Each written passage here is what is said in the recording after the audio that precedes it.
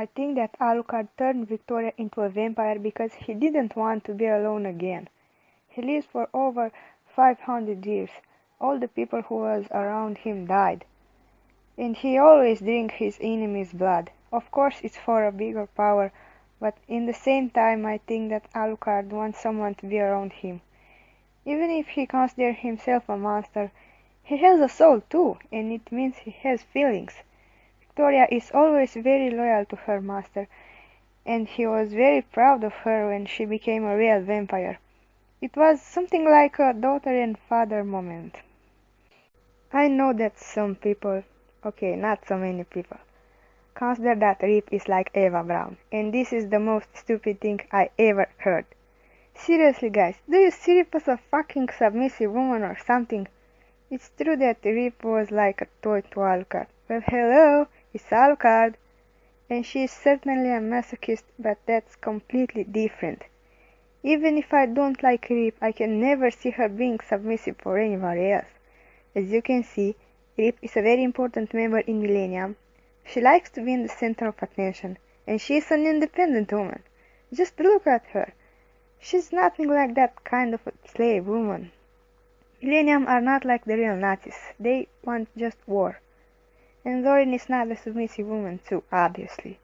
Being not so smart like Rip and Zorin do not make you automatically easily dominated.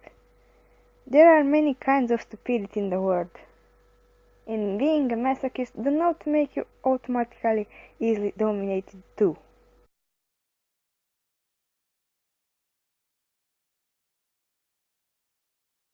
I think that Rip and Zorin are a couple. I have a link in description with more about it, but I will see a short version and some other observations. Some people have the same opinion to mine, but other people say that they can't be a couple because they were never seen together in the manga.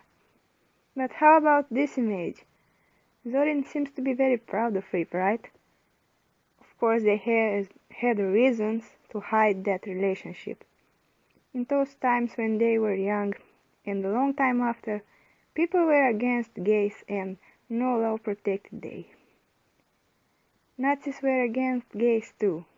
Rip and Zorin are stupid, but not so stupid to expose their relationship in these circumstances. Okay, let's look at some more manga scans, since Rip was still alive. Do you observe something different with Zorin here? Her blouse is usually very tight, but here her blouse is creased and her pants and belts are undone more than usually. Just when Rip leaves. So I think that they had sex and Zorin didn't have enough time for dressing up before major speech. And Zorin was completely out of her mind when she killed her enemies. Like they did something horrible to her. A proof for it is that Zorin said Hellsing caused damages in her battalion. She didn't say her troops. She said her battalion. But the battalion is Major's, not hers. So it was about Rip and Zorin wanting to revenge her. All of us know that Hans is completely brainwashed. But why is he like that? I think he was against Nazis, but because he is very strong and skillful, they captured him, transformed him into their experiment, and washed his brain. Poor Hans is nothing than a dog for they. She don't even react to nothing, being all the time cold and expressionless. Many people think that Doc is a slut because of his outfit, but I think he's just eccentric. Look at this coat full of blood, this hairstyle, those glasses. Doc is all eccentric. Being a slut is not just about tiny clothes. Those persons are very vulgar and maybe impolite too. So Zorin is the slut here. Victoria wears tiny clothes too. She is not a slut, obviously. The doctor is the only in Millennium who don't like Rip. He wanted to burn her, but when Major said that he don't want it, Doc was really disappointed. Maybe he was all the time jealous of Rip because she seems to be Major's favorite, and Doc and Major were very close friends too.